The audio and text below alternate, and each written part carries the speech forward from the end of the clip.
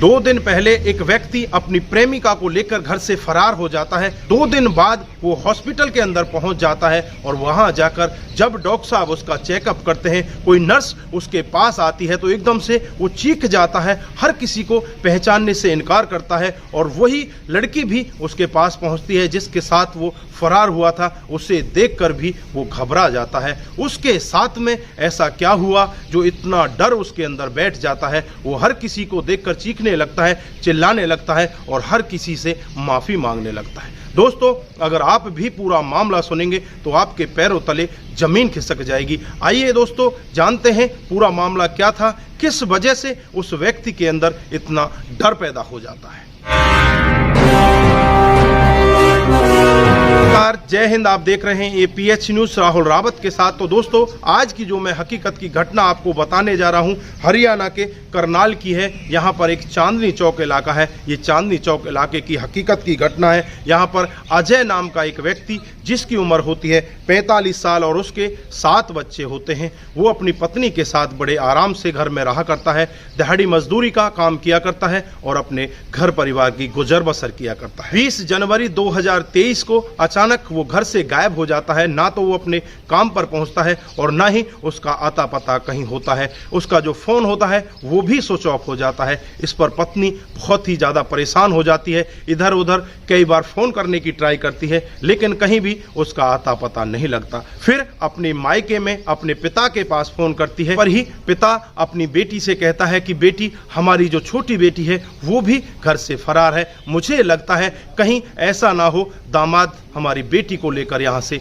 भाग गया हो। अब यह बात सुनकर एकदम पत्नी भी चौंक जाती है। नजदीकी पुलिस स्टेशन में जाती है और वहां जाकर अपने पति की गुमशुदगी की रिपोर्ट दर्ज करा देती है और पुलिस भी एकदम से हरकत में आ जाती है और उसको ढूंढने की कोशिश करती है। 2 दिन का समय ऐसे ही बीत जाता है और 23 जनवरी 2023 की सुबह सुबह करनाल रोड पर ही जब लोग बाग वहां से गुजर रहे होते हैं, तभी वहां पर एक व्यक्ति बहुत ही बुरी अवस्था में कराहता हुआ नजर आता है। तुरंत ही आनन फानन में उसे उठाते हैं और नजदीकी हॉस्पिटल में भेज देते हैं। वहां जाकर जब डॉक्टर साहब उसका इलाज करने की कोशिश करते हैं तो डॉक्टर साहब उसके पास जाते हैं तो एकदम से वो चिल्लाने लगता है, चीखने लगता है, लेकिन कई बार वो बेचैन हो जाता है। फिर डॉक्टर साहब उसका इलाज करते हैं। उसके जेब से आधार कार्ड निकाला जाता है तो पता चलता है कि ये अजय है जिसकी उम्र 45 साल है।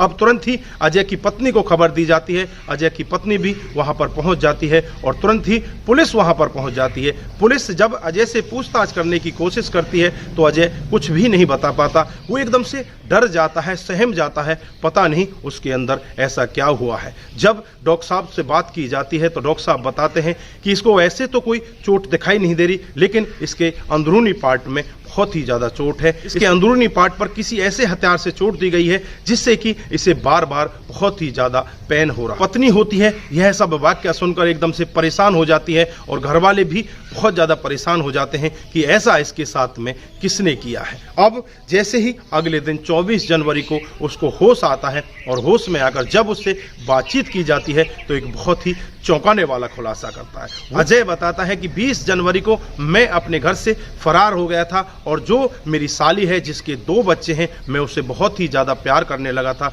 उसके साथ बहुत ही ज्यादा मेरा लगाव हो गया था। उसके साथ मैं यहाँ से फरार हो जाता हूँ और फरार होकर मैं पानीपत पहुँच जाता हूँ। जब मेरे पास मेरे ससुर का फ़ोन आता है, मेरे सालों का फ़ोन आता है, वो मेरे से यही कहते हैं कि तुम कहाँ जा रहे हो, हमें सब कुछ पता चल चुका है, तुम वहाँ जाने की कोई ज़रूरत नहीं है, तुम्हें भागने की भी कोई ज़रूरत नहीं है, तुम हमारे पास वापस आ जाओ, हम तुम्हारी इसके साथ में शादी करा देंगे। हमें पता चला है कि तुम हमारी छोटी बेटी से भी बहुत ज़्यादा प्यार करते हो। यह सब बात जब अजय फ़ोन पर सुनता है तो अजय को भी विश्वास होने लगता है कि मेरे ससुर और मेरे साले इस सब के लिए राजी हो जाएंगे। फिर ऐसे ही पानीपत में गाड़ी पहुंचती है तो गाड़ी में अजय को और उसकी साली को दोनों को बिठा लिया जाता है। उसके बाद उन दोनों में से उसकी साली को अलग कर दिया जाता है और अजय के साथ में उसके साले और साले के कुछ दोस्त रह जाते हैं और उसे एक सुनसान जगह पर ले जाते हैं। वहां जाकर पहले उसके सारे कपड़े उतारे जाते हैं। कपड़े उतारने के बाद उसके प्राइवेट पार्ट पर बहुत तेजी से वार किए जाते हैं।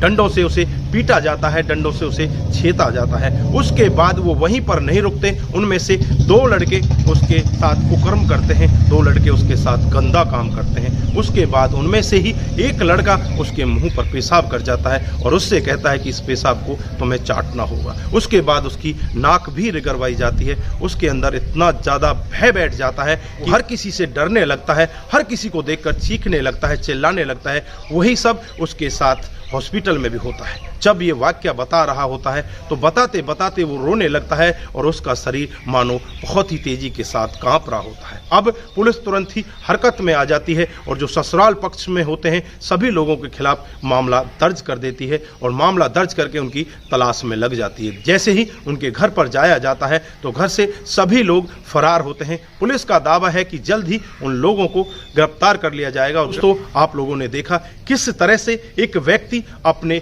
7 बच्चों के होते हुए अपनी पत्नी को छोड़कर अपनी साली पर मोहित हो जाता है और साली भी 2 बच्चों की मां होती है। तो दोस्तों, यहां पर आप क्या कहना चाहते हैं? उसके बाद जो ससुराल पक्ष होता है उसके साथ में इस तरह का घिनौना काम करता है जिसे सुनकर हर कोई आदमी दंग रह जाता है। तो दोस्तों, आपकी जो भी राय है कमेंट बॉक्स में जरूर दीजिएगा। यहाँ पर आपको किसकी ज़्यादा कमी लग रही है? क्या ससुराल वालों ने जो किया वो सही था या गलत था, या 45 साल का वो अधेड़ उम्र का आदमी ऐसा काम कर रहा था वो सही था या गलत था? आपकी जो भी राय है कमेंट बॉक्स में जरूर दीजिएगा। दोस्तों, इस घटनाक्रम को सुनाने का उद्देश्य किसी को बरगलाना, किसी को बहकाना, किसी पर किसी प्रकार का दबाव बनाना नहीं है। हमारा उद्देश्य बस यही है कि आप लोग जागरूक हों और ऐसे क्राइम के बारे में जानें जो डे बाई डे हमारे समाज में बढ़ते जा रहे हैं। दोस्तों, आज के लिए बस इतना ही। फिर मिलते हैं किसी नए मोड के साथ। तब तक के लिए आप अपना ख्याल रखें, अपने परिवार का ख्याल रखें, सतर्क रहें, सावधान रहें और ऐसे क्राइम को अपने आसपास